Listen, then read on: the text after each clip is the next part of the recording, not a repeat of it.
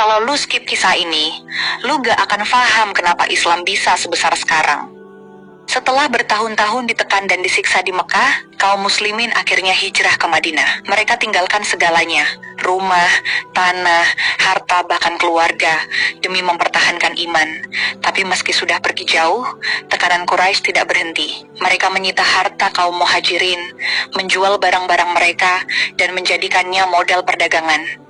Tapi lebih dari itu, Quraisy merasa harga diri mereka diinjak. Agama yang mereka benci kini tumbuh subur di Madinah, dan itu tidak bisa mereka biarkan. Suatu hari, Nabi Muhammad mendengar bahwa sebuah kafilah dagang besar milik Quraisy sedang dalam perjalanan pulang dari Syam menuju Mekah. Kafilah itu dipimpin oleh Abu Sufyan dan membawa kekayaan besar.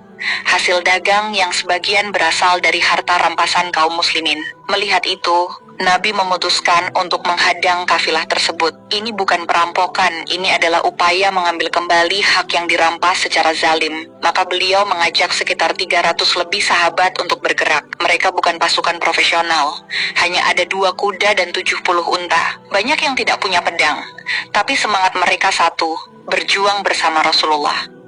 Namun Abu Sufyan mengetahui rencana ini. Ia segera mengubah rute perjalanan dan mengirim utusan ke Mekah untuk meminta bantuan.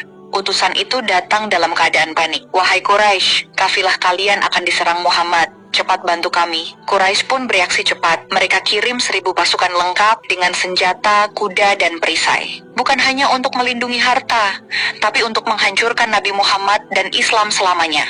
Tokoh-tokoh besar turun langsung ke medan.